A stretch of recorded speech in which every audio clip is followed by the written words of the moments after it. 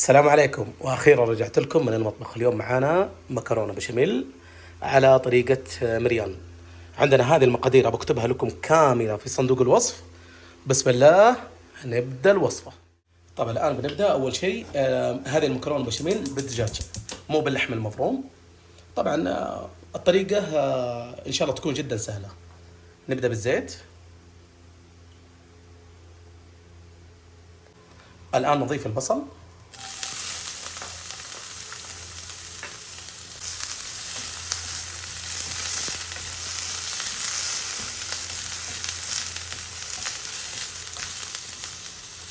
لحد ما يشقل شوي البصل.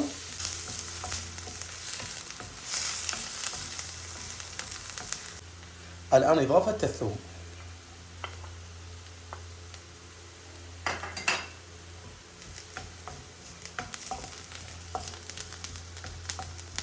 الآن إضافة الدجاج، صدور الدجاج مقطع مربعات صغيرة كذا.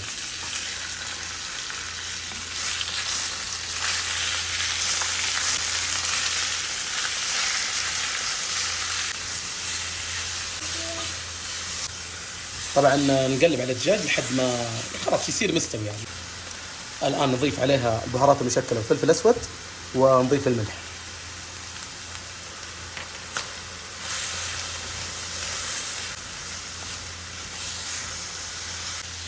الآن هنا معانا في الخلاط ملعقة معجون طماطم وحبتين طماطم متوسطة أو حبة كبيرة. نضيفها الآن على الدجاج.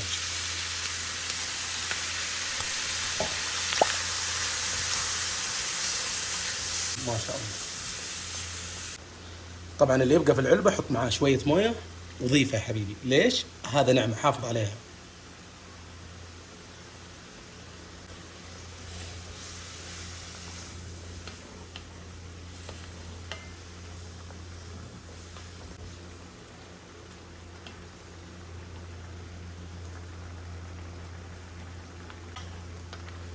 كذا خلاص يعتبر انه صار جاهز. الان خلاص نبدا في الصوص ونحط الدجاج. ايوه سلام. طيب الان نضيف الزبده.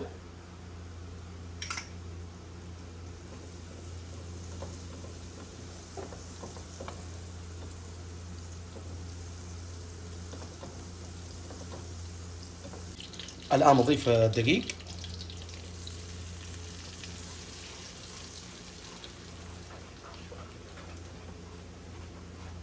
طبعا الدقيق هذا يمكن يكون 5 ملاعق كبيرة أو 6 ملاعق كبيرة تقريبا كذا اللي شفته بالنظر.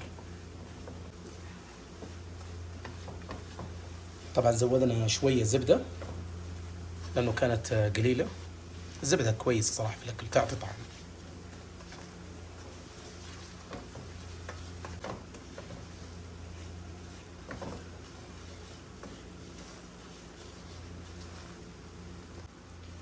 طيب عندنا هنا حطينا في الخلاط حليب بودرة، 7 ملاعق حليب مع موية، تقريبا لتر موية. خلاص، وبنضيفه شوي شوية إن شاء الله بس ما يطش.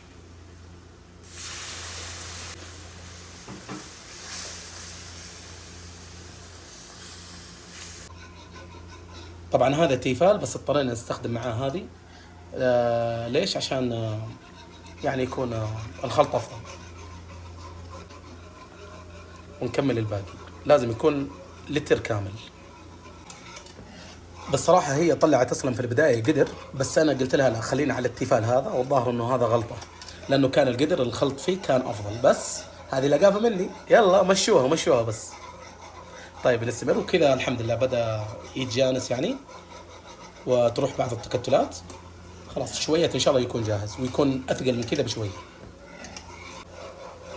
طبعا عندنا هنا هذا اسمه ماجيك سرات. ماجيك سرات تقريبا كذا اسمه. هو نوع من انواع بهارات الماجي، يباع في البقالات الفلبينيه. وهذا فلفل اسود وملح نضيفها.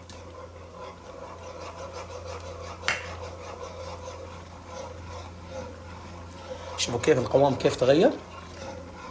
طبعا اذا عندكم اي حليب ثاني غير الحليب هذا البودره ممكن تستخدمه، يعني الحليب الجاهز اللي تشتريه من البقاله، حليب طويل الاجل ممكن تستخدمه بدل الحليب هذا، بس احنا دائما نفضل حليب البودرة. حليب البودرة مع 1 لتر مويه 7 ملاعق كبيره تكون كافيه.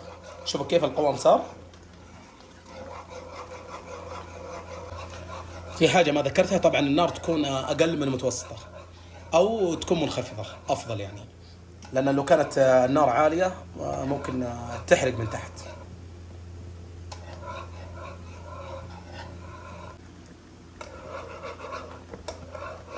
الان خلاص اصبحت جاهزه، وكذا خلاص ممتاز. الان خلاص جاهزه، نطفي عليها.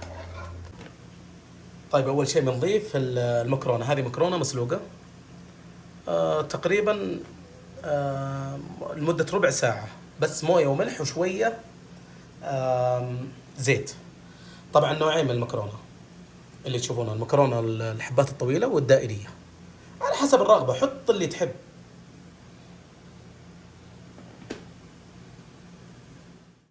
الان نضيف على المكرونه الدجاج.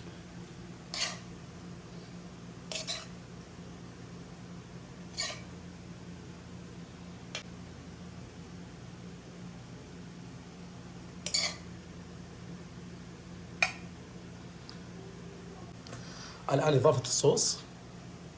هذه الطبقه الاولى، شوفوا صوص البشاميل.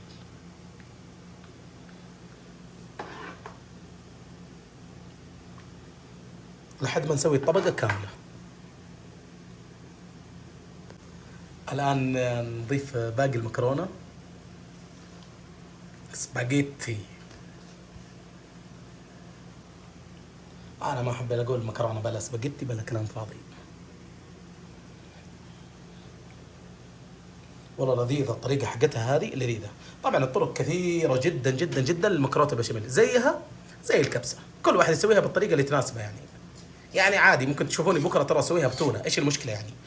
ايوه اضافه الان دجاج اللي بقي، ونوزع الكميه كامله على الوجه، وبعدين نضيف الصوص البشاميل. والان نضيف الطبقه الاخيره. خلاص بعد ما وزعناه نضيف الطبقه الاخيره، ان شاء الله تكون كافيه باذن الله.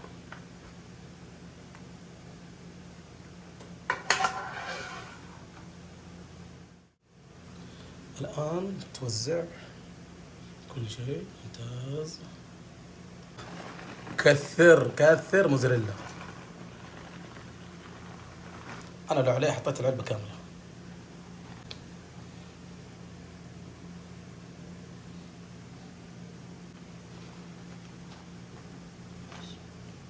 اللي عنده طريقه مختلفه يكتبها لنا في التعليقات. طبعا دخلنا على الفرن، درجه الحراره 180 من الاسفل، المده لحد ما تبدا تذوب الموزاريلا اللي فوق. بعدها نشغل عليه من فوق ومن تحت. المده كامله الاجماليه نص ساعه. طبعا نزلتها من الوسط الى الاسفل، كذا الافضل. خلاص بس ننتظرها بس تذوب الجبنه.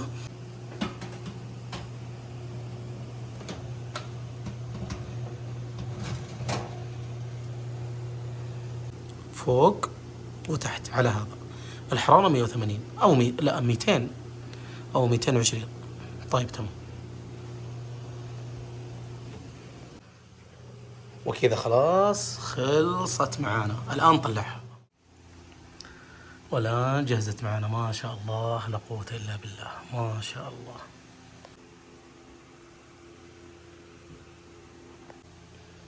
الآن التقطيع.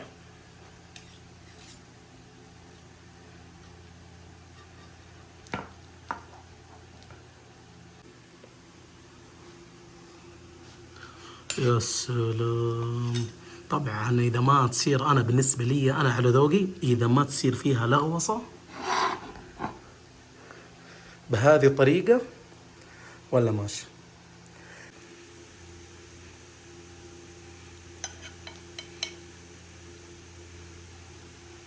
ما شاء الله ما شاء الله.